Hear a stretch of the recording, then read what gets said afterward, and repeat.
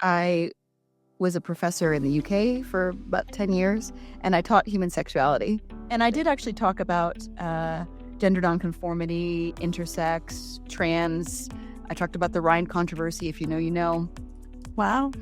Controversial right off the bat.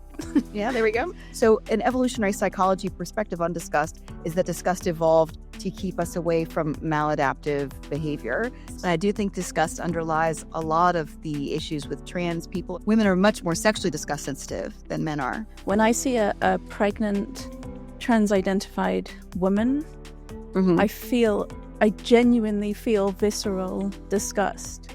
Yeah. Explain that to me. Why do I feel that? A pregnant man is an unusual thing, but also you're disgusted, morally disgusted, because of your concern about the harm to the child. Why do many people find gender nonconforming people disgusting? They are not exhibiting normal human phenotype, right? At what point does androgyny become sort of disgusting? Let's say you see a woman who has a full beard, is that disgusting? And it is. I think it's often disgusting because she's showing signs of infertility.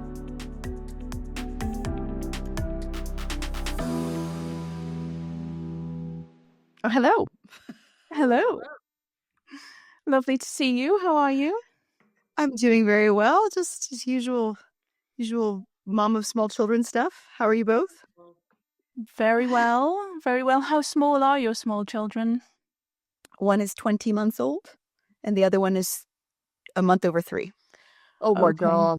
That's the absolute busiest, most insane ages to have. The little one let me put her hair in a ponytail for the first time. I feel like that's a gendered win,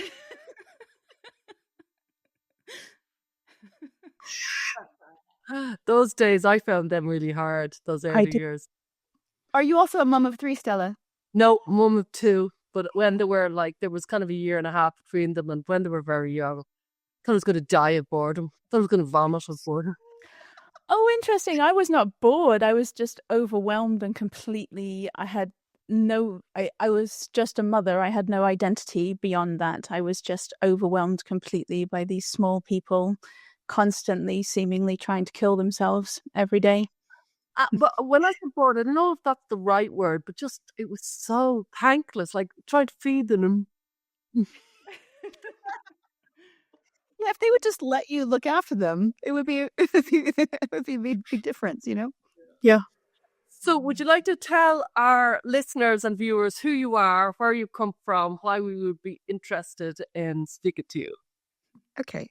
My name is Diana Fleischman. I'm an evolutionary psychologist. I was a professor in the UK for about 10 years, and I taught human sexuality. The University of Portsmouth people said, "What's a third-year unit elective that many people would take?" And I said, "Sex." And so it was quite popular. And I did actually talk about gender nonconformity, intersex, trans. I talked about the Rhine controversy, if you know, you know. And you don't know. Okay. Well, it's the only piece of research that's ever been sanctioned by the U.S. government. This guy, Bruce Rind or Rind, depends on. He did a study looking at some old Kinsey data and also looking at some other data showing that most people who had sexual encounters with adults when they were children, but pubertal or later, so after 12, showed no ill effects. And the best predictor of your discomfort, displeasure at your first sexual experience is not the age of your partner or the age that you were, between 12 and 17. It's whether you're male or female. So women are much more likely to say that their first sexual experience is bad than men. And if you look at the data, they did these kind of pairings, and they did it in ANOVA, where you could see 12, 13, 14, 15, and then the age of your partner. Was they the same age as you, or were they an adult over 17? There's no correlation between your idea that you had an unpleasant first sexual experience and the age of your partner. Wow.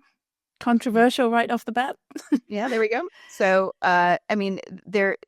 he was saying, I think the thing where he went too far was he said we shouldn't always call it childhood sexual abuse because it's not necessarily always abuse if it doesn't actually have bad effects on most people. if it doesn't have a bad effect. And he also, I think, went as far as to say that there's an iatrogenic problem here, such that if you tell people if you have a sexual experience between 12 and 17, it's going to mess you up for life, it's going to be more likely to do that. Whereas if you tell people, well, it may or may not, there's nothing, you're not necessarily damaged because this thing happened to you, then they might be more likely to say it didn't. And Mike Bailey, who I interviewed on Aporia, where I was working, he told me that he teaches this, and he has lots of students coming up to him saying, they had a sexual experience with an adult when they were between 12 and 17. It was gratifying in some way, shape, or form, and they were happy to hear that that's a normal reaction to having a sexual experience with an adult. And Milo Yiannopoulos, who said tons of crazy stuff in his tenure, the only thing that got him canceled was saying that when he was 13, some adult person had sexual contact with him and it was fine. That was the thing that got him canceled. So this is perhaps the one of the more controversial things to say. Because it's a safeguarding nightmare, I assume. Like you can, looking at that topic from a cold scientific approach, to me, just is a safeguarding nightmare. Yeah, and that's why people get so upset about it. I think it's still important to tell adults that they shouldn't have sex with people who are under 16, under 17, depending on what age you think that people can consent. I think that that's important. I think that we've gone a little bit, now that there's TikToks where people literally beat up on camera, people who are accused of, an 18-year-old that had sex with a 16-year-old or something. But I think it's definitely a better safe than sorry. I'm happy with that kind of state of the facts, but we don't take that as given with everything. Like if I took my 7-year-old skiing and there was a non-zero chance that he would break his leg, nobody would tell me that I was like a terrible person. It's the addition of disgust, which is another thing that I worked on a lot. I'm very interested in your work on disgust. So let's go there quickly. But before we do, the age of consent is so variable around the world. You look at Italy and you look at France and then you look at America. We were always Ireland, and if anybody was under 18 or 17, it was considered awful. And then across in England it was 16. And do you know what I mean? Like it's like complete different because it was 16, and like it's extraordinary how the law, how people respond to the law in their country, if you follow me. And like you'd go over to France or Italy and it would be a very different age, and it's some of the rules are very different. What was it in France and Italy, or what is it? Do we know? I'm just looking. 15 in France, Greece, and Poland. 14 in Germany, Italy, and Austria. 16 UK, Spain. 17 Ireland. 18 in the Vatican. Canada is 16. I could go on, and depending on the state, it's 16 or 18 in the US. The point is, if you're in a different country and you say 14 to somebody and they're not in Italy, people have a freak out, and it's like, wait a second, But they have an interesting rule as well. I've read up about this, where if one of them is more than 3 years older, that makes a difference, and I think that's quite interesting. But there's so much more to you, Diane. It's okay. I jumped in at that. Yeah, sorry, we got derailed. Carry on. Yeah, so when I did my PhD on disgust, and I do think disgust underlies a lot of the issues with trans people and also, our responses to trans people. But I did some research showing that women who are sexually aroused are not necessarily less disgust sensitive. That was a hypothesis at the time. I also looked at the disgust sensitivity of women across the menstrual cycle. I think that my work, we're going to have to see, there's somebody who's doing a big scale replication. It's been both replicated and not replicated many times. And I'm actually in a phase of life where I don't even keep track of whether or not my dissertation research has or has not been replicated, all the way back from, 15 years ago now. But so I did work on disgust. So an evolutionary psychology perspective on disgust is that disgust evolved to keep us away from maladaptive behavior. So pathogen disgust keeps us away from sick people or eating rotten food, for example. And then there's sexual disgust as well, which keeps us away from maladaptive mating. Deborah Lieberman, who does disgust research, did an amazing study where she recorded young men's faces, and they said, how would you feel French kissing your sister? And men who had no sisters, there was one that she showed us in a conference talk, smiled the idea of French kissing her sister. So there's also this idea that we become sensitized to adaptive problems that we face. If you have no sister, there's no reason for your disgust sensitivity to come online at sibling incest, because it's kind of irrelevant to you. Whereas if you do have a sister, you're going to have, and she did some really interesting stuff about incest, the disgusted incest. If how long you live with somebody is a way of reducing your sexual attraction to them. So in Taiwan, they had this cultural practice where a young woman would go and live with her future husband's family, I think from a very young age. I can't remember exactly, maybe even 3 or 4. And these pairings, predictably from this perspective, had very low fertility, because if you grow up with somebody from a small age, you're not going to see them as a sexual prospect. The disgust and incest, is it a kind of evolutionary protective mechanism so that people don't mate with their near relatives? That's right. Yeah. So it's a protective mechanism so they don't mate with their near relatives. And there are, even in the United States, many states in which cousin marriage is illegal under specific circumstances. So I actually wrote a piece called "You're Probably a Eugenicist," which is another thing that I write about. And I talk about this cousin marriage prohibition. And in some states, for example, you're allowed to marry your cousin if you're both over 50, or you're allowed to marry your cousin if you can prove that you're infertile. So it's got a very specific eugenic intention, in that they want to keep first cousins, although first cousin matings have a rate of birth defects that's double the rate of a non-related couple. So a non-related couple has something like a 2% rate, or a little less. I think with first cousins, I think it's closer to 4%. But there has been discussion about this because it's similar to the rate of women who have children in their 40s, which is a touchy subject for me. and so if you're not going to ban women having children in their 40s, then it doesn't actually make sense to ban, first, because if you're going to be eugenic-y in one domain, you have to be eugenic-y across domains, right? This is going to be a really fun conversation because it's going to go. I have to ask this question. When I was a kid, I lived in Blanchardstown in Dublin, and a kind of scandal that happened in the town was an adopted brother and sister who didn't know each other but met as adults, lived together as man and wife. And it always stuck in my mind of, was there an extra sexual attraction because they didn't know each other as children, they were adopted in different families. Does the incest protective mechanism not happen if you don't grow up in the same household? Yeah, there's a thing called genetic sexual attraction. I recently heard about this because somebody was saying, that there's a right to be forgotten. There was a woman who wrote an article about having sex with her father that she met when she was a teenager in Slate, and she used her real name.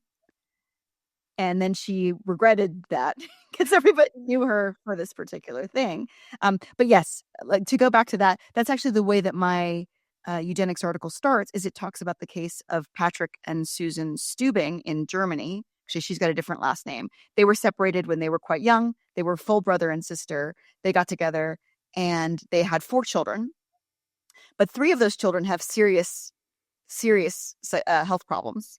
God. So I think with close relatives, the rate is like 40 to 60%. I can't remember. I think it's maybe 60%. So one of their children had to have a heart transplant. One of them has epilepsy. But the mother's also like, she's very cognitively disabled. He went to jail for having sex with her for some years, and she hooked up with somebody else and had another child in the meantime, and then he got out of jail and they got back together. But yeah, they are only allowed to keep the one child that they but what I talk about in this article is, like, wouldn't it be more humane to say, we're going to give you some money to have a vasectomy than to jail him for years? Don't know about that, because there's a social law. Isn't there a social contract? Just because of laws and rules and cultures and society that we're going to frown on that. I don't know. Yeah, well, there's this idea that it's a slippery slope, but like, let's say, in the United States, somebody has 5 children, they're not paying any child support for all of them. If you ask that person, do you intend to have so many children? They'll say no. So what would be wrong with helping them actualize their intent? Do you know what I mean? It's like taxing a soda. Do you intend to drink 7 sodas a day? No, we're going to make them more expensive for you so that you don't drink so many of them and you don't get so fat. You are a eugenicist. Yeah, I mean, I write that in the article. I think everybody is to some extent or not, but that's one of my more controversial pieces, and yeah, you can check it out or put it in the show notes. But I think everybody is. You know, if you go, you know, here in the United States, a lot of prenatal testing is standard, right? There are people who opt out. There are strongly religious people who say, I don't want to know if my child has got some kind of a chromosomal abnormality. But most people opt in. And if everybody is required, or if it's a baseline assumption that you're going to have this testing, then isn't that a form of state eugenics? And we're going even further now, designing. Well, is it designing babies or Choosing embryos, choosing healthy ones? Is that eugenics? Well, I would say so. Some people make this distinction, right? And I go into this in depth. Some people make a distinction and they say it's only eugenics if it's state mandated, right? It's not eugenics if it's not. So if you're choosing to have an abortion because you find out that your child is going to have some kind of let's say cystic fibrosis, right? You find that out, then that's not eugenics. But you know what I say in the article is that let's say you have cystic fibrosis and the clinic where you're at says, you know, the state has a law that says we should test all fetuses for, you know, markers of this disease in case you want to terminate. Right. Even though you're giving the mother an option to terminate, you're making it more likely that she does so. The state is making it more likely that she does so. Or let's say cousin marriage, right? If you are outlawing cousin marriage, that's a form of eugenics because the state is enforcing this law that's imposing on people to try and keep them from having inbred children. Although, as I said, the rate of birth defects among first cousins isn't such a big deal. In the UK, where, you know, in the Pakistani community and stuff, there's double first cousins. A double first cousin is the same relatedness as a half sibling. So that's quite a lot more dangerous than. Wait, what's a double first cousin? What is that? A double first cousin is your mother and your mothers are siblings and your fathers are also siblings. Okay. Yeah. I think you're in that's one of the ways to do it community as well. Going back to your disgust work, your work on disgust, I remember I was really pleased when I read that women have a higher disgust reflex around kind of creepy crawlies as a kind of evolutionary instinct because that would have been poisonous or that would have been dangerous for the food. Do you buy into this idea? Because I was thrilled when I saw that. Yeah, so women, this is one of the bigger sex differences in psychology, is that women have higher disgust sensitivity than men, but it's mostly to do with sex. Women are much more sexually disgust sensitive than men are. They're much more likely to exhibit fetishes. They're much less likely to like pornography. They're much less experimental sexually. And then, you know, when women have children and stuff, once libido increases this. In terms of pathogen disgust, which is like how disgusted are you at food and things, women are slightly more disgust sensitive than men. And there has been this idea rolling around that because women are preparing food for children and children are more sensitive to pathogens, that it behooves women to be more disgust sensitive. But if you think about it, children are also very disgusting in a lot of ways. You want to be disgust sensitive enough to like make sure that you take good care of them, like in that you don't expose them to stuff. But you also don't want to be so disgusted that I'm just laughing because my husband had a gastroenteritis thing and both my daughters had it too. So there was a lot of poop last week, and I don't know, being a mother is maybe immune to disease. So I no longer get sick. I just take care of sick people. Anyway, and my daughter had her first normal poo of the week. And I went in to tell my husband because I was so excited. She had her first normal poo of the week. And he was sick hearing about her. He was immediately sick because he was still sick. So it was hilarious. But yes, women are somewhat more disgust sensitive in that domain. And then there's this controversy or sort of controversy about whether there is a moral disgust domain. But this actually does, you know, get us into some interesting stuff about why do many people find gender nonconforming people disgusting? Because I think that that's the foundation of some of the conversation that is around this topic. So there's this idea that if you look at, like, let's say somebody is 500 or 600 pounds, they are not exhibiting normal human phenotype, right? They're lumpy in places, they're red in places, they look unusual. They don't look like a normal average weight human. And the idea is that our disgust sensitivity is kind of over calibrated. So if somebody has a port wine stain on their face, which is like a dark red birthmark, we might be disgusted by them, even though they are not showing any disease cues, even though there's nothing diseased about having a port wine stain. And so some people say, similarly, if you're very sick, it can throw off your hormones and you start to look more androgynous. And so androgynous people are to some extent disgusting, unless, they look extremely fit, like somebody like, I don't know. I don't think Grace Kelly is disgusting, for example, and she's quite androgynous, right? But she's very sexy. So, yeah. So what is this? At what point does androgyny become sort of disgusting? And I think things like, it's a sexual disgust problem as well. It's like, let's say you see a woman who has a full beard, is that disgusting? And it is. I think it's often disgusting because she's showing signs of infertility. Similar to like not necessarily wanting to have sex with somebody who's like 70 years old. You might not want to have sex with a woman who has a beard because she's very unlikely to be fertile because she's showing strong secondary sexual characteristics of the opposite sex. Okay, I'm going to say something that's probably may get me in trouble, but I feel this. I've never really thought about it in this way, but when I see a pregnant trans-identified woman, I genuinely feel visceral disgust. Yeah. Explain that to me. Why do I feel that? Like I'm talking, she looks like a man. Component to that. So another interesting aspect of disgust is that, let's say somebody steals my wallet, right? I'll feel angry towards them because they stole something from me. I want to punish them. But if somebody stole the wallet of like a little old woman, I would feel disgusted. And the idea is that disgust acts as a way for us to spread rumors about somebody being a bad actor. If we're disgusted by that person. So if you feel that a trans man who is pregnant, what do they call that, seahorse fathers or something? Yes. You probably think that there's a non-trivial chance that that is going to harm the child, that their uterus is probably not fit for purpose in some way, or maybe they took testosterone in their pregnancy. I think that they're supposed to stop taking testosterone in their pregnancy, but this is kind of a gray area. So it disgusts you in addition to that. So it's not only a whole bunch of characteristics that are, don't conform to normal human phenotypes, right? A pregnant man is an unusual thing, but also you're disgusted, morally disgusted because of your concern about the harm to the child. Yeah. So it's a combination of maybe 3 different kinds of disgust. Okay. It's very interesting. How does it... I want to go into disgust with the whole trans issue because we have a nurse here in Canada, Amy Ham, who was put through this insane trial basically because she knows that women are female.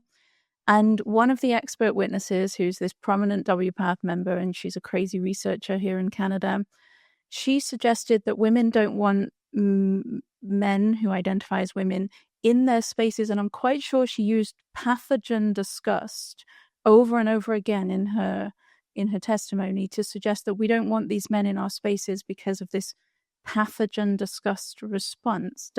I rejected it completely. I'm like, no, it's because they're a risk to us. They're a physical risk. But do you think there's actually some truth to what she was saying? I would say that it's probably more of a sexual disgust, again, that women are more disgusted also. So let's say in evolutionary psychologists, I'm going to kind of go back to a foundation here. The idea is that we experience very strong negative emotions at those contexts that are most maladaptive. What is a woman's most nightmarish fantasy? Like the thing that she would stay up at night worrying about is not necessarily rape, but stranger rape. And the reason that stranger rape is so uniquely horrifying is because she has no ability to assess that male at all. She's going to scramble her genes with somebody who's a complete unknown, and probably somebody who, stranger rapes a woman is probably not somebody who has, a great healthy complement of genes. It's probably somebody who has psychopathic or sociopathic tendencies. And to be saddled with that burden for life is a uniquely horrifying kind of experience. So I think women who are horrified by autogynephiles or men dressed as women or men posing as women in their spaces, it's a similar kind of a response. And it's something that people need to, I don't know how rare or common it is that women are assaulted in such a way, but in the same way, a woman wouldn't want to walk through a dark park at night that has no street lamps. Even if the chance of her being raped by a stranger is infinitesimally small, it's still something that is it's such a huge cost and such a huge burden that it's uniquely horrifying. And this is something I think people don't understand, that women are, because rape was a common occurrence throughout our evolutionary history. Genghis Khan has got half of 1% of the world's population has Genghis Khan's genes. And Genghis Khan's genes are not in all these people because he was great at sensual massage. It's because he was a rapist, and he had lots of men raping his sons, and brothers were raping along with him. And so if you think about how common rape was throughout our evolutionary history, women have anti-rape defenses, and they're very powerful. And so, yeah, a man who's creepy, this is part of why Me Too blew up so much. It doesn't make any sense to me that we're in a society where somebody can say your hair looks nice, or I don't know, even your tits look nice today. That's whatever. That's creepy, right? But they're not getting naked in a room with you. So it's not okay for somebody to say, "Hey, sugar tits," but it is okay for somebody to get naked in a room with you. I did want to go to Me Too. Have we done the trends, and there's the is there a disgust, before I get to Me Too, is there a disgust element though with people identifying as transgender somehow, or are you just saying it's a society's response? Is there any aspect of why people would identify as trans that is related to disgust, or did I misunderstand? No, I don't think that people are identifying as trans necessarily because of disgust. I mean, I have this idea, but I'm not sure how. So the book that I'm writing is about how people are trying to control one another in interpersonal relationships. And there's an arms race kind of a thing that happens where somebody's trying to control somebody else in an interpersonal relationship. Parents try to control their children, and then their children rebel, right? And part of rebelling against control is trying to defy prediction, right? And so I think that that's one reason why being trans is appealing to young people, is because they're trying to defy, oh, you think that I have similar desires and motivations to other young women. I'll show you I'm not a woman at all, right? And now how are you going to predict my behavior? And so I think that that's one reason why young people are always motivated to counterculture. It seems like one thing about historical, recent history is that people were trying to approach normality more, and now people are trying to move away from normality more. And I do think that that's, something that behavior is called counter control, where somebody tries to get you to do something even in a nice way, and you defy that because you think that their control is maladaptive towards you. But yeah, I don't necessarily think. It's interesting to me how if somebody says that they're trans, then they're not necessarily disgusting, right? If somebody grows a beard and takes cross-sex hormones and looks like this androgynous kind of form, I've also seen trans men who, because I don't know if they have gender dysphoria or whatever, but because becoming very fat prevents you from having a feminine curve, I sometimes think that some people like to get fat because it makes them look more androgynous. Or maybe they've decided that they're non-binary after they become fat, so that they have like an identity that associates with what they already have how they've changed. But that's, I guess, maybe, I mean, you guys might know more about this than me. I do wonder sometimes if the childhood obesity epidemic is associated with the trans epidemic, because it prevents you from making your hormones the right way, and it prevents your maybe you know something about this, Stella. Well, I do know one or two things to say about that. One is I've met a lot of girls who I think they didn't think they were pretty enough to be a girl, and they had weight on them, big lump, because I was a big lumpy teenager. So I kind of got it, if you follow me, that you just didn't think you'd ever be a girl or feminine or sexy. So you kind of have to overtly, almost saving face. I don't want to be one. You know what I mean? I think there is something that there was, before we move on to the Me Too, and I really am interested in the question Mia will have, is I've noticed, and I think it's because I worked with autogynephiles, I don't seem to have the disgust response that so many women have for autogynephiles. And I think it's because I got to know quite a few of them on a very deep level in a therapeutic context. And so for whatever reason, I just don't seem to have that extreme disgust that I've seen so many women have. What is that? Why? What is that? Is that about the androgynous thing that you said the other direction, if you follow me? Because it's disgust. I don't think that's simple. That might just be desensitization. So if you look at people before they go to medical school, I think this was a longitudinal study, Paul Rosen, if I remember correctly. But people before and after they go to medical school, they become less disgusted by whatever it is that their specialty is.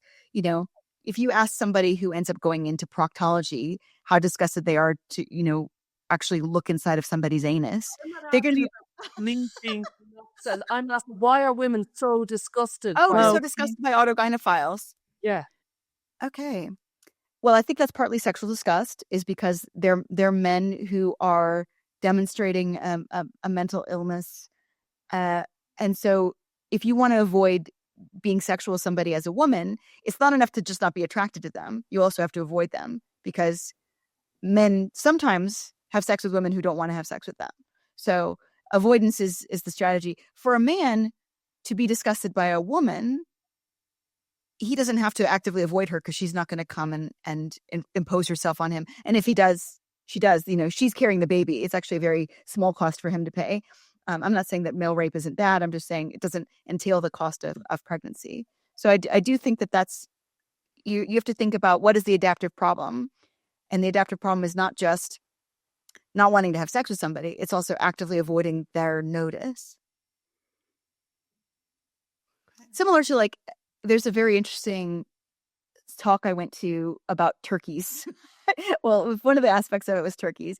And turkeys will see a predator dead on the ground, and they'll circle it for a long time and observe it, or like a snake. They'll spend a long time just like looking at it. And I think this is also like about true crime. We're fascinated by the sort of defanged versions of the things that frighten us. And I think that, like, some autogynephiles are really fascinating, I think, to women. And this is part of what, Silence of the Lambs was about, an autogynephile, wasn't it? Yeah. And this is why Silence of the Lambs was so fascinating, is because it combined that, okay, well, this person's like really sick, but this is a safe way for me to assess what that would be like. And, one of the reasons that humans tell each other stories is in preparation for all kinds of unlikely or even likely events, right? Yeah. I mean, I think you spend time in my Twitter world, there's a certain autogynephilic men are portrayed in a certain way in my Twitter world. That there's been a hashtag just over the last few days, protect the dolls, which I believe was started by trans activists. Yeah. Protect these poor vulnerable women, and it backfired horribly, because I do not recommend going on it. I really don't. They're probably not all autogynephilic men. I think a lot are just transvestites. But some of the things that these men are putting out there online, the only response can be disgust from a woman, probably from a man as well, I would think. Shall we move on to Me Too? Well, I just wanted to say one thing, is that I loved your conversation with Phil Lilly. I think I listened to it twice, Stella. And he's such a fascinating character. And yeah, he's like your sort of cuddly autogynephile next door, Somebody who's really willing to admit what's going on. But I think that's part of why I was so fascinated by that. There was another conversation with an autogynephilic man. What was his name, Stella? Oh, yeah, it was really very interesting. Ray Williams. You should watch that too. I'll send it over to you. It's really, he's a detransitioned autogynephile and talks about how he's moved beyond autogynephilia. It's not saying that he doesn't have it, but he manages it because medical transition wasn't the way to go with it. Very interesting. Really interesting. Yeah. Okay, Me Too. When was Me Too? Can someone just give me a date? Can someone ground me? What year was it? Or should I look? I have this thing where I remember Me Too, and I didn't see the harm of Me Too at the time. I actually thought it was kind of a good thing.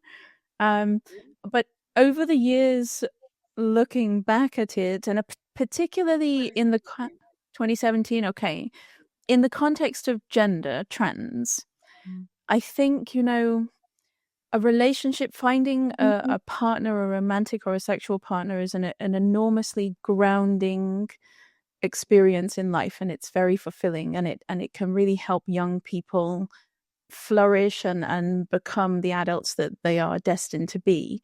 And Me Too, I want to hear what your thoughts are on Me Too, but to me it derailed the whole mating process, the whole mating ritual for young people. And now, like, we're left with a whole generation of teenage boys who are terrified of making a move on a girl in case they get Me Too'd, and the girls are therefore struggling, and it's broken down the whole dating ritual.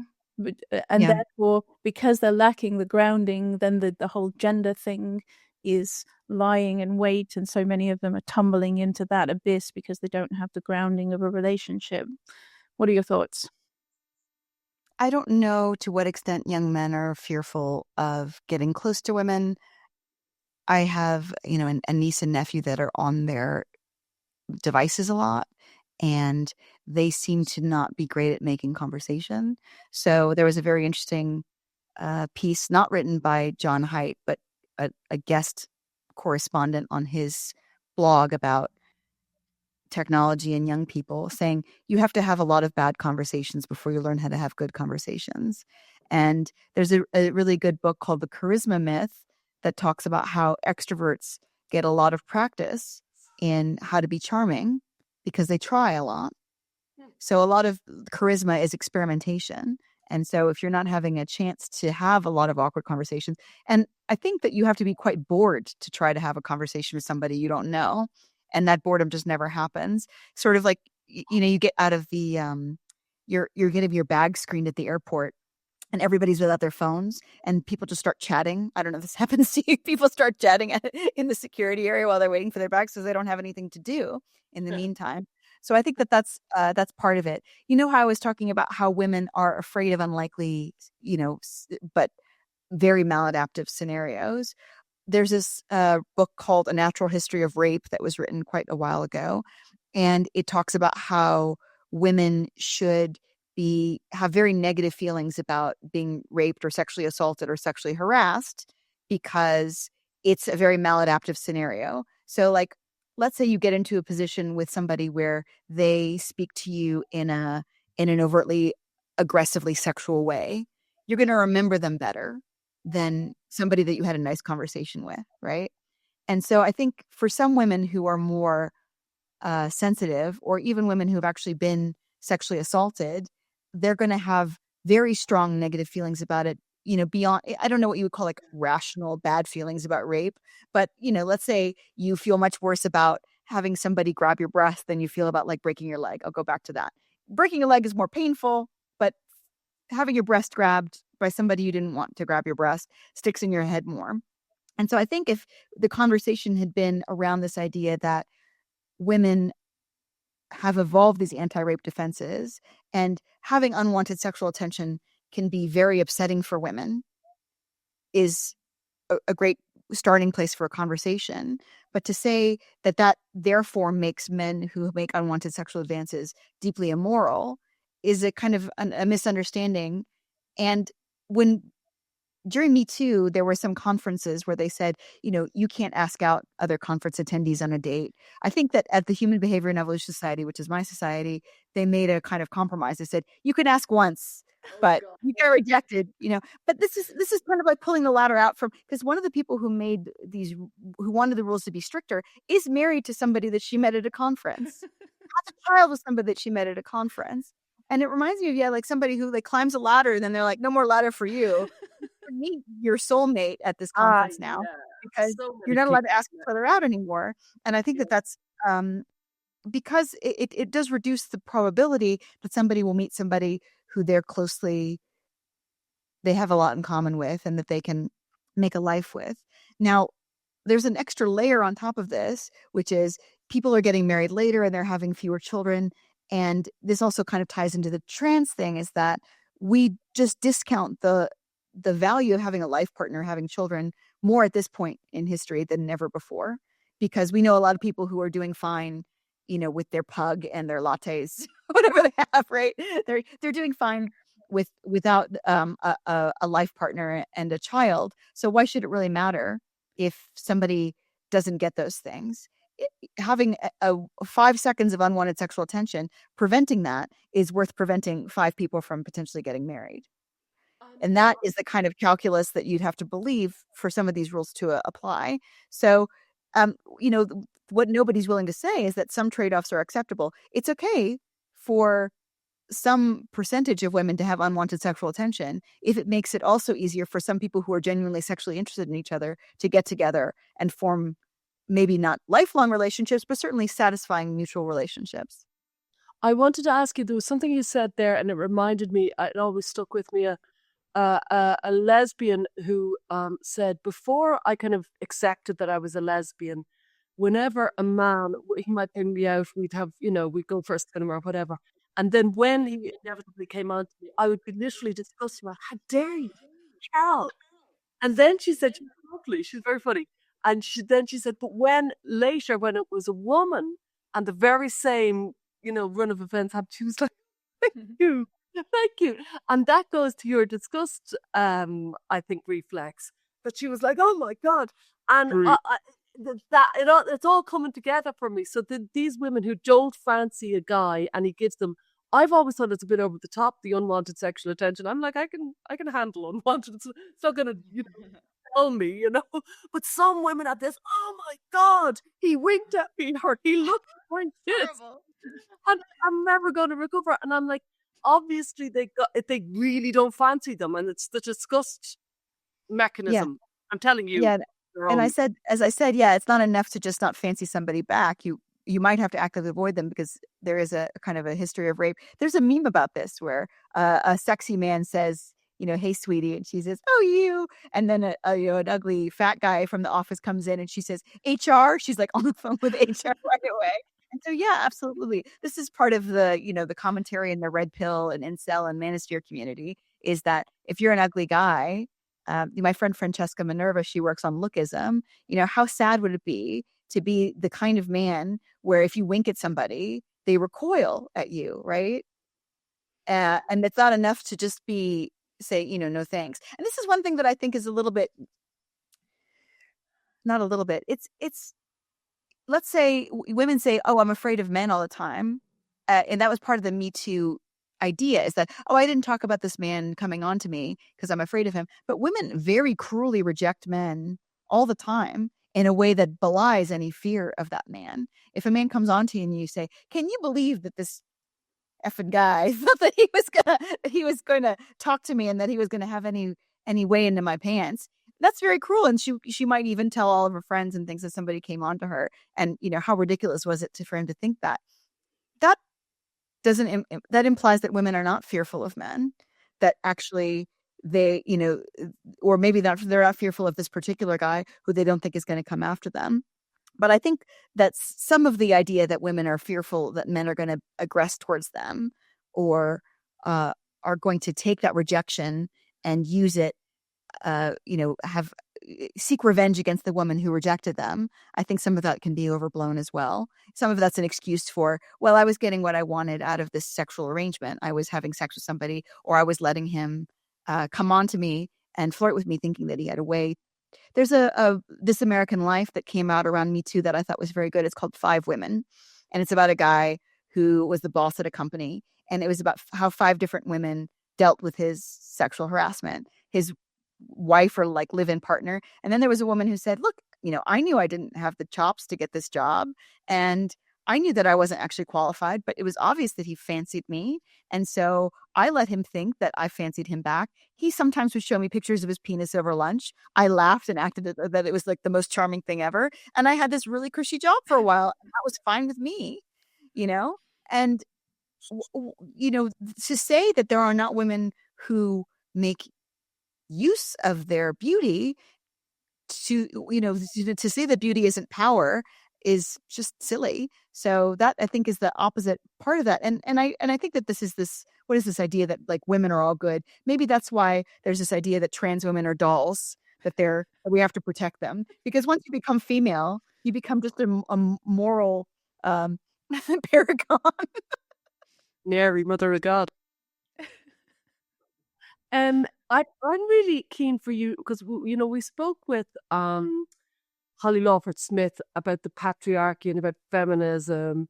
And I was wondering if you could give the position of evolutionary psychology around the patriarchy, because I gather from what I've heard of you, you have a lot of very interesting points around that. Yeah, patriarchy is, I think, mostly the natural order in terms of power and status. Higher status men are more attractive to women. There's also, prestige, men who have skills and competence. Throughout our evolutionary history, groups would have been at war with one another, and high status men who were competent, who were good at fighting, who were physically formidable would have been important in protecting the group. And it is the case that women can have high status in a group. They can be wise and know how things work and be the kind of person that you seek out advice from. But the people who aggress against others and who are defenders against aggression from others, there's a famous quote, evolutionary psychology quote from, I think, Cosmides and Tooby, that a group of women have never gotten together, tramped off, and kidnapped the men from a neighboring group, right? And so patriarchy, which is men having this power, I think is the natural order of things. And it makes sense that men want to seek out power, because high status men more often got not necessarily sexual favors, but they were more likely to have more than one wife. They were more likely to have other sexual conquests. And so there's been this whole evolutionary history where men who sought status and sought to show off in these particular ways increased their status and then increased their mating success and their reproductive success. Now, women, a man can have literally thousands of children. A woman is capped off, hunter-gatherer women. I think that there's a woman since the agricultural revolution. I want to say she had 44 children. I think that's the woman who had the most offspring. Wow. Lots of multiples, I think, is what she had. But where was she? I think I'd have to look it up. I think she might have been English, but she was, she had a lot of multiples. Very lucky that she survived through all of that. Somebody must have fancied her a great deal. But hunter-gatherers usually the women cap out at around 6 children, whereas men can cap out at 20 or 30. So there's just a big disparity in the currency of reproductive success, which is, I think, what drives human psychology. And, people might call this reductive, but I think that sometimes when women want to lead, somebody like Hillary Clinton or Kamala Harris, they want to lead, people are skeptical about or cynical about women who want to lead, because it's obvious why men want leadership roles. It's because it gets them the admiration of women, it gets them high status, and it can improve the lives of their children, for example. But why would a woman want a high status role? Why would a childless woman want a high status role? These are things that I think it's very hard for human psychology to get beyond, because we have a cynical view. We know why people want leadership. We know what's in it for them. But if they're childless women, what is in it for them? They can't help their families that way, can they? I mean, maybe they're not related children. And do they have to have a power, like if you are a woman like Hillary Clinton, Kamala Harris, you have a high power need? In your evolutionary psychology way, it has to be to kind of increase your reproduction. So it kind of goes against the natural order, you're saying. It doesn't really make sense. I think, there are women who have more masculine that's what I thought. I have a more masculine personality, and I think a lot of the general critical women that you talk to have more masculine personalities. I have a friend, she's a PhD in logic, and we had these arguments a lot about, the profundity of sex differences, because she herself was so gender nonconforming in her cognitive abilities, and also in her, she liked to have casual sex. She liked women and men. She, wasn't at that time very keen on having children. And she saw herself, she thought, well, if all women are like me, then women and men are not that different. Well, all women are not like you. Most women are very different than you, right? And if you think about a woman like Hillary Clinton, I think Hillary Clinton had a genuine desire for a leadership role. I think that she saw herself as exceptionally competent. And I think that she might have had genuinely pro-social motives, or maybe she wanted to get rich. I think it's obvious that she has that kind of motive. I think somebody like Kamala, started off with the motivation to have great influence and kind of got pushed into this running for highest office. I don't think she was very keen, honestly. I don't think she was very keen in the end.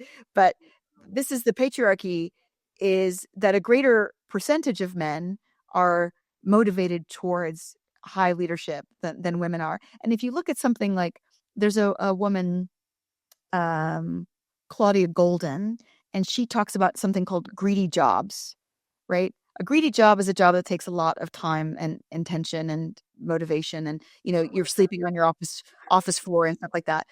Being a mother is a greedy job. Oh yeah, Being definitely. a CEO is a greedy job. You cannot have two greedy jobs at once, right? And there's this amazing research that I always go on about. It's this research following over many, many years mathematically precocious youth. That is, people who scored in the top 1% of math ability. So they followed the women and men. And so what they were trying to control for is, if you have exceptional math ability, you have an extremely marketable skill. Most people are not great at math. And if you can do that, then it probably means you're generally have very high IQ as well. And what do they look at? They looked at these women and men in their 40s and 50s, and they said, what's important to you? And they said to the women and men, would you work more than 40 hours per week at your ideal job? I think it was like something like 17% of women said that they would work more than 40 hours per week at their ideal job. It was twice that percentage of men. It was like, I think 40% of men said they would work more than 40 hours per week at their ideal job. And these are people who have similar cognitive profiles. They have similar abilities. They could sell their cognitive labor for a similar amount on the market. And then you ask women, these women and men, what's important to them. For the women, were more likely to say, it's important for me to take good care of my health. It's important for me to spend time with my family. It's important for me to take care of my children. The men were much more likely to say, it's important for me to get ahead. And yeah, you could say maybe culture pushes on this, but I think culture is downstream of evolved human psychology.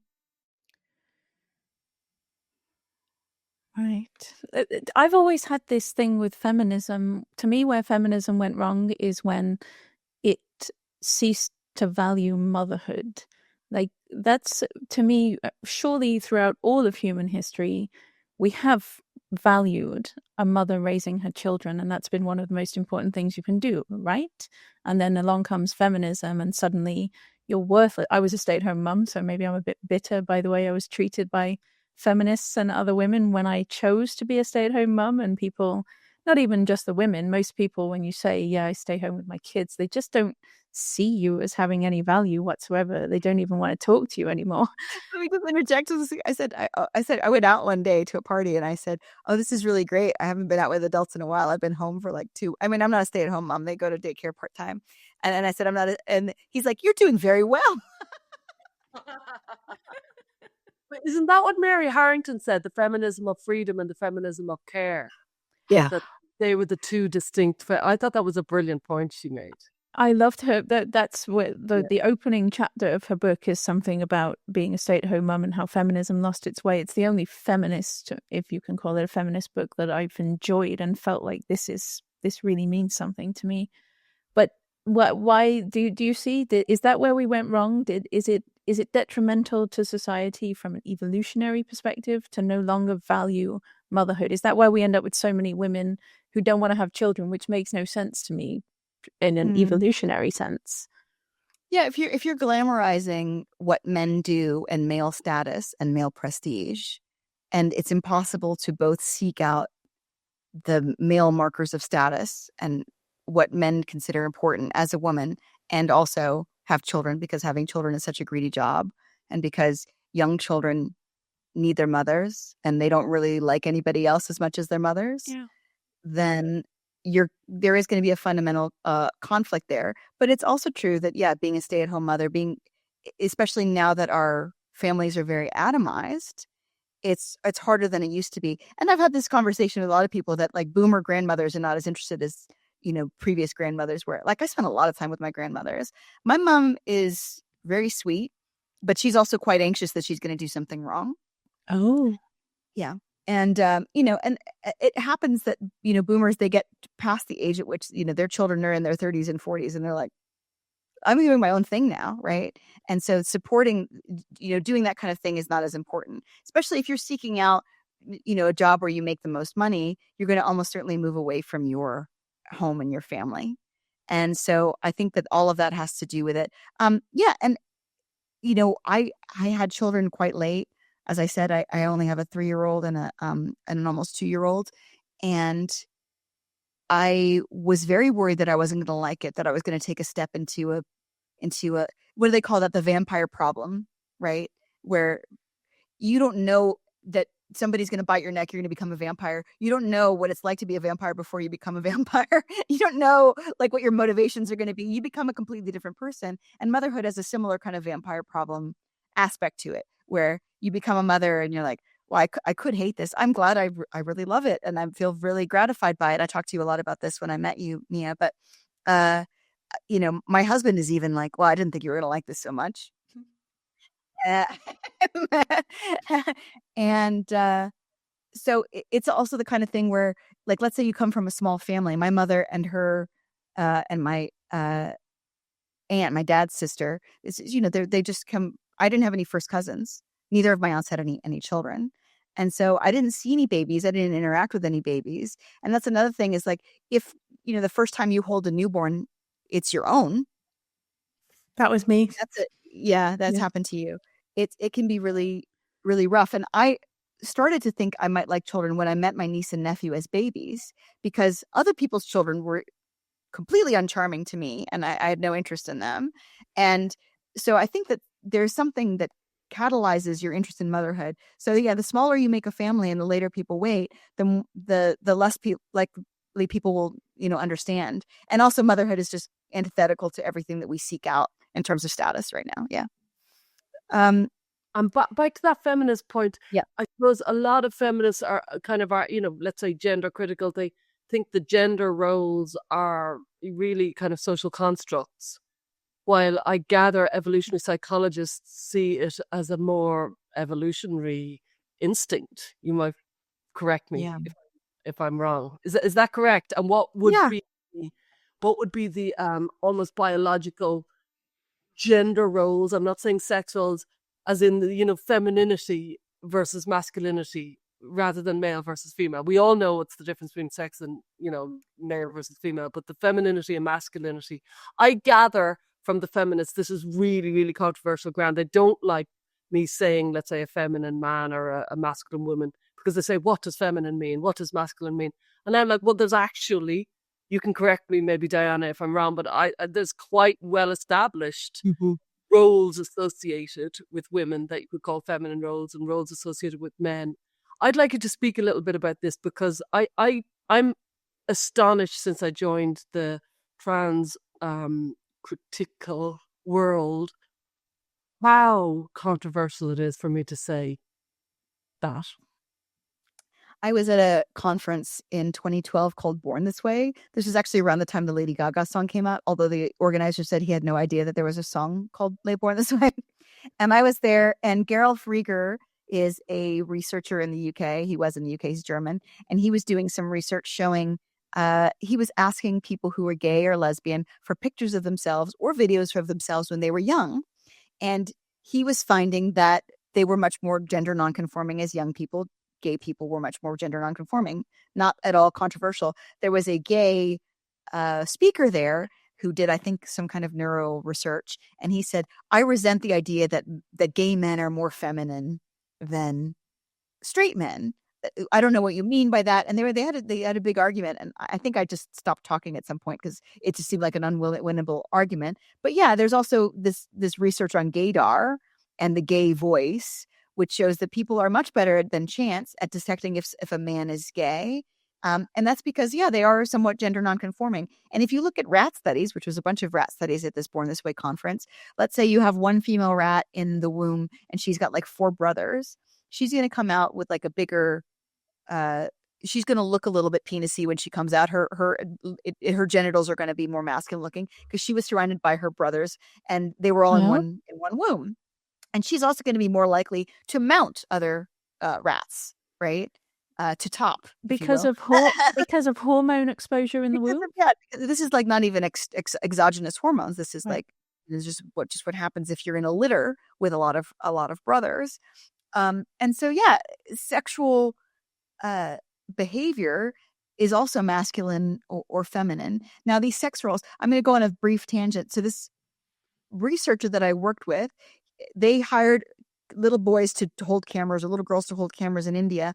And they asked these Indian women what order they did their household chores. So they have a limited amount of water. So they have a jerry can. They go out before dawn to do their business. They poop in the field. They use a jerry can. They come in and then they use the first water to make tea and to make breakfast. And then they use the rest of the water for cleaning. If you look at all these Indian women, they have almost the same order of chores that they do in the day, every day, because they all have the same constraints. They have the same water source. This is all in one village. They live in a similar kind of environment. They have the same places where they buy food. And I think that's also what happens with gender roles. You don't want women to be out running around hunting big game because they're a valuable reproductive resource. If you're a man and you can do it yourself and your baby needs its mother to live and doesn't need you to live, then it makes sense for you to be protective of the mother. It makes sense for groups to protect women's bodily safety, protect them, because women are much more necessary. And that's why you also say women and children go first off a boat, because women and children are the most vulnerable, but also because women are a reproductive asset. They're like wealth, and people are much more protective of women. And so if you ask, why does this happen? It's the same reason why women, in India take their jerry cans out first thing in the morning or do their washing up or make their breakfast before they do their washing up with the limited water they have, is that given the same biological constraints, you're going to see similar roles and gender roles across the world. And you do see that, there are some things that are different from place to place, but not as much as some of the cultural determinists people would have you believe. And if you look at the third gender people, like the Fa'afafine or the Hijra or whatever, it's funny that these people are so exalted among the LGBTQ lobby, because these people are often treated extremely poorly, and they're not treated like they're some kind of spiritual beings. They're, the Fa'afafine are just babysitters, oftentimes they're the uncles of the children, and they spend a lot of time taking care of children. That's one idea that Paul Vasey and other people have, is that they have to, they're feminized so they can help take care of their offspring. The uncle hypothesis of being gay hasn't really borne out in modern Western society. But among the Fa'afafine in Samoa, such men do take much better care of their relatives. And I think the Hijra is a kind of a unique aspect of society. I don't know if the third gender people, I'm not familiar enough with what happened in North America, but if it was a similar thing to India, where the Hijra go to weddings and they say, look, we have such bad luck. We are neither male nor female. This is the worst luck that it can befall a person. So we're going to take all the bad luck from your family at this wedding. That's the service that they provide for you. I did not know that. They do a dance and they say, look at us. We are so cursed because we are neither male nor female. It's not a nice thing to be gender nonconforming in these very traditional contexts. I know. I don't know if we're running out of time. Can we go a bit over on this one? Because I'm enjoying it so much, Stella. Is that all right? Are you all right to stay with us? I'm fine to stay with you for like another 20 minutes. Yeah. This very much brings me to a conversation that you and I had in a bathroom once, and I may be getting this slightly wrong because it's so long ago. It was about how to handle the childhood onset gender dysphoria kids, the young kids, early onset, and the very gender nonconforming behaviors. Because Stella and I had just done a talk about this whole thing, and then it was in the bathroom afterwards. And you were suggesting that there's great value, I think, correct me if I'm wrong, that there's great value to the kind of Ken Zucker style, not letting the kid be as gender nonconforming as they like, that there's damage to, because I tend to be in that camp where I'm like, oh, let the little boys wear the dresses, do whatever, but don't tell them that they're girls. And I think you were suggesting to me that there's some value actually to trying to guide the little boys into fitting more into societal norms. Is that right? I think Ken Zucker has got some specific criteria for when he thinks it's important to enforce these norms. So there's a reason why we enforce gender norms. And I think it's so that people, our children there are well-trod paths to happiness and fulfillment, and being trans is not one of them. and being a mother is one of them, and being a father is one of them. And I think it's kind of gross when people say that traditionalism is all about control and stuff, when you're trying to guide somebody towards something that's going to be more likely to make them happy than less likely to make them happy. But I think with Ken Zucker, his idea is that if a little boy starts saying, I'm a girl, I want to be a mommy, I only want to wear dresses, and I only want to play with dolls, then that's when you have to take away those things and you have to enforce masculine gender norms. I also would agree with you that I think it's probably fine, on occasion, to let a little boy wear a dress. My friend's got a son, and he was wearing princess shoes and a dress, and he was clopping around in them so much so that it was very obvious that he was being very boyish in his drag. And it was fine. It was very cute. But I think that's what he's saying, is that at some point, if you're just looking at it kind of a behaviorist way, that I'm a girl, I'm so pretty, I'm in a dress. And if the parents are really rewarding that, then that becomes like a cycle, and it becomes like a runaway process. And so he says it's better, and this is the most controversial thing that he said, to make a boy not play with dolls, not draw himself as a girl, not wear any girl's clothes, not have a girl's haircut, and have conventionally boyish stuff. It might make him extremely miserable for 6 months, but it will prevent him from being miserable for several years later on in life. Well, And there's nothing wrong with yeah. that, though, Diana. Yeah. There's, well, I would say that there is you have to bring more psychology into it, because if you deny something for somebody that they really want, it can become more attractive. It can go secret. It can get toxic. It can get underground. It can get involved with shame. That's one thing. And secondly, what you were just saying just a few minutes ago, which was the likelihood of a young gender nonconforming child to be same-sex attracted is actually very high. And so Ken Zucker was fundamentally missing that point, because maybe some of them would be kind of almost socialized out of it, especially arguably the children who would grow up to be heterosexual, but the same-sex attracted, it was going to keep on coming back, because there seems to be something about same-sex attraction and consistent gender nonconformity or even gender dysphoria in childhood. So you get a very feminine, this little boy that we're thinking of, he's running around in a dress, it's not going away. He will one day grow up to be a very feminine gay man. And if you try and hassle him out of it, you're creating a needless mess, arguably. Yeah, I think that he's talking about a little boy that's going to grow up to be a gay man. The difference between him growing up to be a gay man and him growing up to be a trans woman. So is it? I don't know how common it is. Like Ken Zucker ran a gender clinic for decades, and so this might have been, I don't know, 40 people. It might have been a very small number of people where he suggested this hard line. Look, actually, but if you have a husband who likes to wear your panties, and you say you're not allowed to wear my panties, then he's going to find another place to wear your panties, right? He's going to go do that somewhere else. But when it comes to a child, you have full control over their environment. And so I know what you're saying is like they're going to become secretive or whatever. I don't think a 6-year-old can do that. Yeah. I don't think a 10-year-old can do that really very easily. But maybe, I don't know. I don't have older children.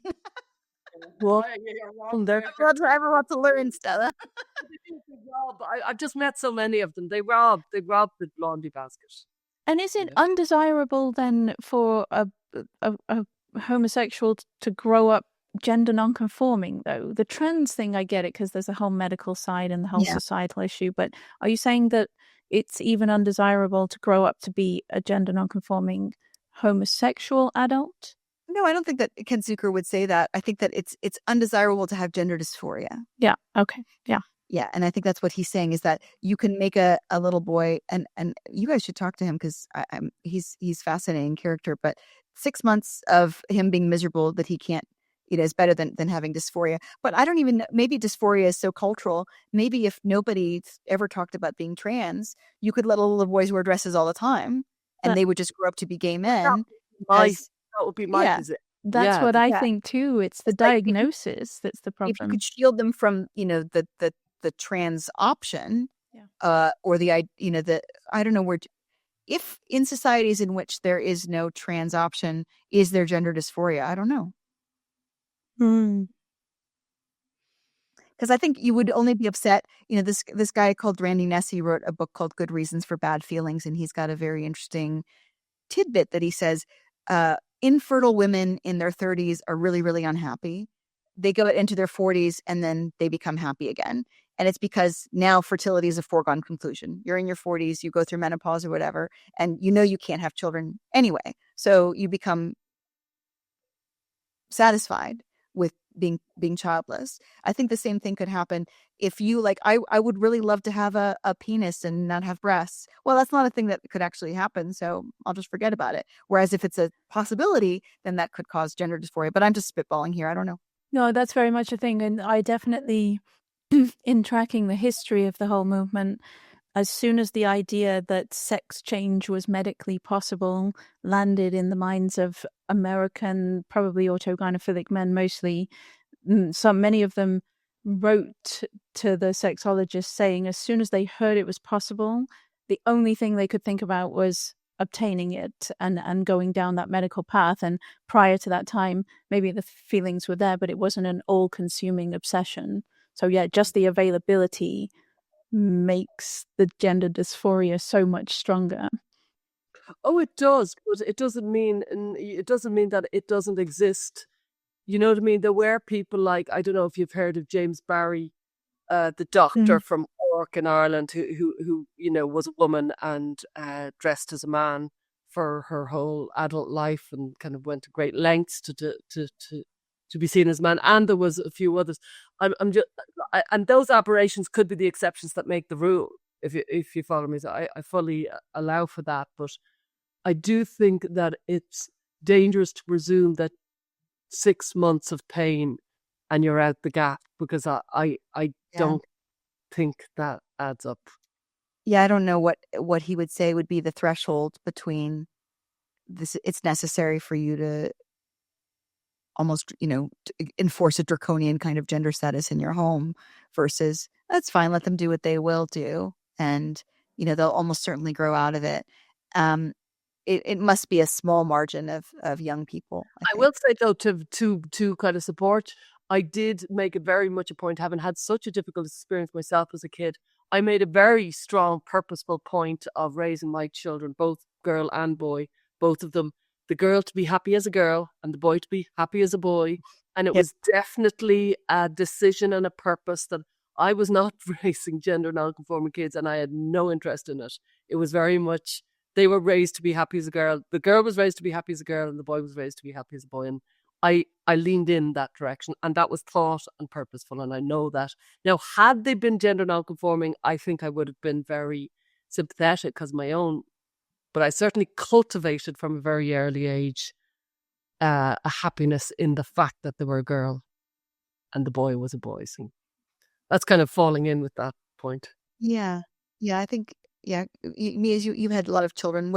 Have you approached, their, you seem to not have minded if your little boy or boys wore feminine clothes or had feminine interests at various times. Well, I didn't have that. I have a boy, girl, boy, and each in their own way very much gender conforming. I remember when I was somewhat woke. It's embarrassing, but I was in this sort of woke circle of friends, and they're all mums, and we would meet in the park. And every single time we met in the park with our entire gang of children, the boys would separate off one way and start fighting with sticks, and the girls would separate off the other way and start drawing in the sand and talking. And I commented on it once, and it was like everybody was horrified that I could say something so regressive, but it was every single time it happened because they're all trying to raise their gender neutral kids, and they're very, very woke people, but they're so obvious to me. But I had children that just, my daughter loved the dresses, the bows in her hair, everything, playing with dolls. She would dress her younger brother in her dresses and put a bow in his hair. And just this big chunky boy would come downstairs who looked like a boy wearing a dress with a bow in his hair, not fooling anyone. So I never had that problem. I don't know what I would have done. I like to think that I would let them play with whatever. Work it out. Yeah. It's hard to be different as well. So I understand what you're saying. It is, as a child and even as an adult, it's hard to be different. And maybe there is some value to helping your child fit in more? I'm undecided. Yeah. I don't know. There was all this talk about father absence, and I don't know how much father presence and absence matters either. To me, I think part of the reason I wasn't that gender nonconforming, but I was a bit of a tomboy, was that my mother just seemed like quite unhappy, and I thought to be a woman was to be deeply unhappy, and my father seemed like pretty relaxed and happy and resilient, and like he did cool things. And so I think that that's one reason why some people start to lean into gender nonconformity, is that they see that, it seems like all men that they know are having a good time, and all the women that they know are miserable. And if you see happy women around you, I think it makes a big difference. Isn't that one of the reasons why some of the men want to become women, though? Because they see women as having such an easy life, and it's so hard to be a man, so then they're identifying as women. I guess it goes both ways. The grass is always greener. It looks like everyone else is having a good time and you're not. And my last question for you, Diana, me might have a last question, but I was really astonished that an evolutionary psychologist would be polyamorous. Oh, this ties in with my last question, so this is perfect. Tell me. Okay, so there's a few things going on. I have small children, and I have no interest in anyone other than them, really. So this is where I am in life. This is my current season. So I did. You could see there's a gap in my CV. I think I was dating 5 people for a year, who all knew about each other and stuff. And it was great fun. I just didn't get much else done in that time.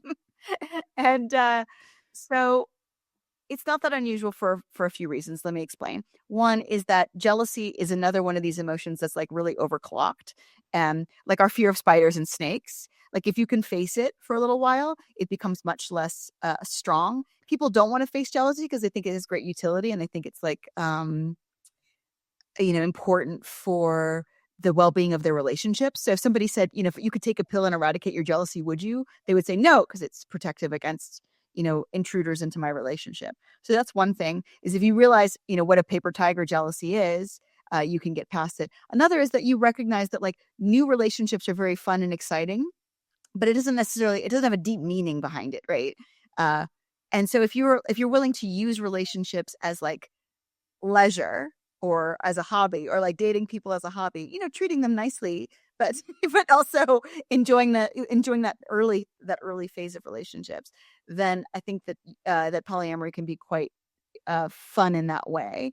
But what you often see expressed in the media, and what most polyamorous people are like, they're very strongly left, they're super woke, is that also another thing that they're trying to do is like have as many people that they're in love with as possible. Like have 3 or 4 relationships and try to get everybody to get together and hang out, or or be in a polycule, or whatever the case may be. What I was always trying to do was to have enough kind of outside romantic or flirtatious contact that I felt like it was a fun extra thing to do, right? Not like it was a fundamental part of who I am, or my primary relationship. And so if you Dan Savage talks about this, the word monogamish, right? So like, let's say you're in a marriage, but like every year somebody goes to a conference and they can sleep with somebody else, or they have somebody that they see 3 or 4 times a year, that kind of thing. That's actually very normal in like France and other places. They just keep it a secret. It's very normal to have like an occasional lover. And to me, that seems like a way of balancing out the stability of monogamy, especially if you have children. And I think it's quite a brittle thing here in the United States and in other places, the idea that if somebody steps out, you should leave them immediately, divorce them immediately, set up separate households. I think that's quite a brittle arrangement.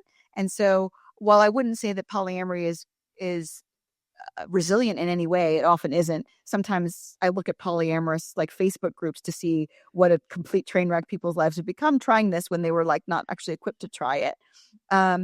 But if you see somebody who's like, you have an arrangement to have the occasional outside sexual contact, I think that's a little bit like, those Japanese buildings that sway when there's an earthquake, right? It's like, okay, you're obviously going to be attracted to other people at various points in time. Maybe they're going to be attracted to you, as long as you don't take those feelings so seriously that you think that person replaces your the relationship that you're in, then it can actually be a stabilizing force to be monogamish, which is Dan Savage's word, as I talk about it. But I think for the majority of women, they have no interest in such things, especially after they have children. They have very little libido at all, and so it just seems like a perversion. And I understand that perspective as well. I totally get where people are coming from. I know why people are threatened by it. I know why people dislike it and find it disgusting. And it's probably, I get more flack for ever have been polyamorous than being a current eugenicist.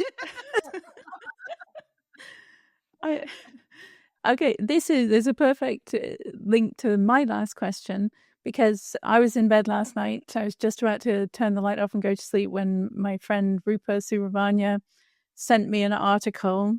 She was writing something and she asked me for a quote, and the article was, in Quebec, yesterday there was a ruling that made multi-parent relationships legal, or rights for multi-parent families. And this is not step parents or adoptive parents or anything. This is polyamorous, thruples, whatever, polycules, or it's lesbians putting the sperm donor on the child's birth certificate, or the surrogate in other relationships. And so I had to get out of bed, and I'm researching, and I realized I have 2 words for you. Sounds messy. Okay, so here's the thing, because I gave Rupa a quote, and I felt rather prudish, and I was tired, and I just did this quote that, to me, it just seems like an absolute nightmare. This is adults prioritizing their desires and their feelings. They want to be validated as parents, and then no one's thinking about the kids. You throw in, it's hard enough to parent when there's just 2 of you, but you throw in a third or a fourth parent, and there seems to be no cap on this either in Quebec. Do you think that's just a terrible idea, or what? I probably disagree with you on this. I was at the natalism conference a couple years ago, and my talk was about how children are more resilient than people give them credit for, and about how there's a thing called Chesterton's fence. You move to a property, there's a fence there, and you think, what is this fence for? I'm going to tear it down. And you tear it down and you realize that had a fundamental, and you never know in tradition, what has, so we're living in an era of tearing down various Chesterton's fences. And maybe it's really important for a child to have a mother and father. But if you look at how children are raised across the world, I don't think that cultures would come up with, for example, a Muslim culture where a wife and a co-wife and maybe another wife are raising the children together. The child calls all of the mothers, the mom's mom. He barely ever sees his father. I don't think that a culture would converge on that if it messed children up fundamentally. And a lot of children, rarely see their fathers. There are other cultures where the uncle is the primary paternal figure because he knows he's related to his sister, whereas, they're not very monogamous, so they don't actually know who the father is, or they have this idea that the semen kind of all comes together and makes a baby, and so the baby is the product of many different men's partible paternity kind of a thing. So what I said is that if you see no consistent thread across cultures in how children are raised, if there's a huge variety of how children are raised, and we know that children are very resilient because children come out of even extremely horrifying situations, about a third of them turn out just totally normal, even in the most odd kind of upbringings.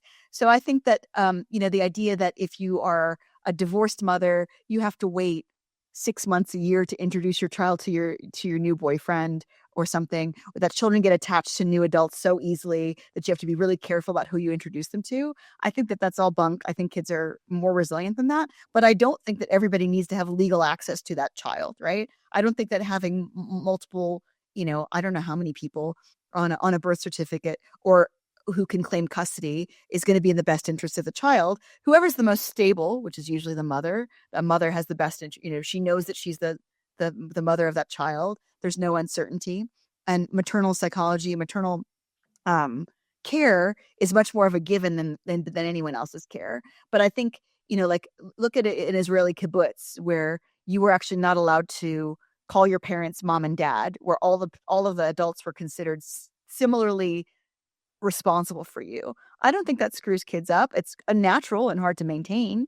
I don't think that screws kids up. And so I think that, unlike you, Mia, I probably think kids are more resilient than the most traditional people think that they are. But I also think that if you give people ammunition to litigate custody, they will take it for their own ends. That's my point. It's not so much kids being raised by multiple adults. It's that, say you've got 4 adults legally, the parents on the birth certificate, and I just think a relationship involving 4 people is way more likely to break down. It's more likely to be unstable and to break down than a relationship between 2. And when that relationship breaks down, then you've got a custody battle of 4. And I've seen kids deal with the divorce of their parents, and it's actually not easy. It's very difficult for the kid to go through that. But when you've got 4 of them, that seems bad for the child, potentially bad and for the unrelated child. men in the household are the most dangerous people to children. I think that there needs to be some acknowledgement of that, right? I can understand introducing your child to your boyfriend is one thing. Bringing him in to live with your child, I think, is something that should be taken very close care of. And this is, a big problem also because if you look at, if you follow true crime like I did when I was in the early stages of taking care of a newborn and I was too dumb to think about anything else, it's like, if you look at women who kill their children, it seems like about 2/3 of the time it's because they have a new boyfriend and the new boyfriend doesn't want to be inconvenienced by the children from a previous relationship. And so they kill their children so that they can pursue a new relationship. It's the most common reason, I think, other than, I just can't be asked to take care of this child. Yeah. I know that you guys probably have places to be and things to do, but I do want to bring up one last thing. So when I interviewed Mike Bailey, I had a big argument / discussion with him about autogynephilia, and I have a hypothesis about it. So what is the evolutionary reason for autogynephilia? Why do men become obsessed with being women, having vulvas, having breasts, even menstruating and being pregnant and breastfeeding? Like, what is that about them? And to me, it reminds me of indigenous people in various places about how you will like wear the antlers of a prey animal and try to embody that prey animal so that you better know what their movements are. You better understand their psychology. You can better hunt them. And, men to women are like men pursue women. I won't say that men are the predators of women, but there are some corollaries of the predator-prey relationship. So for a man to deeply understand women and their motivations and psychology, to like put themselves in their women's heads makes sense. Maybe autogynephilia is just like a pathologization of that. But it kind of goes too far and it doesn't make sense. Have either of you ever thought about like evolutionary reasons why autogynephilia is a thing at all? I love that you asked this because that's one of my questions. I have it right here before me. Because mine, but more in a general sense, that does there have to be an evolutionary reason for paraphilic desires, or is it just some sort of something's gone awry and it doesn't have to make any sense because it's an unusual, deviant nature? Does there have to be an evolutionary reason for it, for fetishes or paraphilias in general? To me, paraphilias are almost always like turning something that's normal up to like 11. I can't remember the person who came up with this, but he talks about how for a man to have sex with a woman, there's usually like a series of steps, right? He will like notice her, he will potentially pursue her. And so the pathologization of pursuit is like stalking. The pathologization of sexual desire is somebody who only gets off by sexually assaulting women, right? Faded. And similarly, like you can be having a fear of spiders is normal, having a fear of spiders such that you can't leave your house. So I think that we should expect, pathologies that are extreme versions of things that are adaptive. And so for me, autogynephilia is like, what is autogynephilia the extreme version of? Yeah. And that's what I think it is. I think it's like men trying to understand the motivations of women so deeply that they become, hyper fixated on it. But they just don't seem Mike to be. Bailey thought it was bullshit. So they don't seem to be the type of men who understand women at all, though. In from what I can tell, autogynephilic men are not. That would make sense, Mia. If they really can't understand evolutionarily, they don't understand them at all. So they're trying it on like in this crazy kind of. Right. Do you know what I mean? But let's go beyond autogynephilia. Like my obsession for a long time was apotemnophilia, the men who are aroused by becoming amputees. Mm-hmm. What would be the reason for that? What that's to totally me, bizarre. I can't see an evolutionary reason. I just think it's something's gone wrong.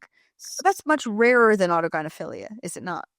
There's like, what, 50 people who have it, or oh no, I think there's no rights movement for it. There's no apotemnophilia affirming care. There's no there's a hell of a lot of NPPs. You need to catch your name, Mia. That's what you should do. This is another aspect of it, and this is another thing that I tried on with Mike Bailey that he rejected, is that sexual arousal is so powerful as a sexual arousal and an orgasm is so powerful as a reward system. You can teach animals to do all kinds of things for a sexual reward. There was these strange studies that I used to in my department at University of Texas, where you can give a rat a stroke, and the only way he'll be able to walk is towards a fertile female. That's the only thing that like gets his dopamine up high enough that he can actually get walking. And similar things with males. So like if you just happen to be sexually aroused while watching an amputation, or somebody with an amputation, and then you begin to want to embody that. This is something that, Mike Bailey also talked about, is like you start off by watching amputee porn, and then you eventually, want to become an amputee yourself. So it's something about how sexual arousal is a supercharged learning mechanism. Yeah. And, there's a lot of talk of men I've met and worked with where, they got into porn and continuously led into more and more weirder territory. And suddenly on the point of climax, the woman that they were looking at in the porn turned into a trans woman. And that was, they were taught. That was actually taught, if you follow me. That's some sort of extraordinary trans lobby inserting. Yeah. Wow, that's mental. Should I say one last very controversial thing? Trans women, and Mike Bailey talks about this as well, trans women, because they have more of a masculine sexual psychology, they tend to be more sexually experimental, less inhibited, even than like some of the most extreme kind of porn stars. And so I think that's part of why men get off to trans women, is because the dirty thought that they have in their head is, this person will do anything to please me. This person doesn't have the usual feminine inhibitions that come with, they might not think about this consciously, that come with the prospect of pregnancy and the prospect of protecting one's body that women have naturally. Because trans women are much, I think overrepresented in prostitution and in pornography as well. Yeah. I mean, given that their motivation is often sexual itself. Yeah. Well, that was good. That was. Let's end it there. That was so good. Thank you so much. Thank you. It was so much fun talking to you both.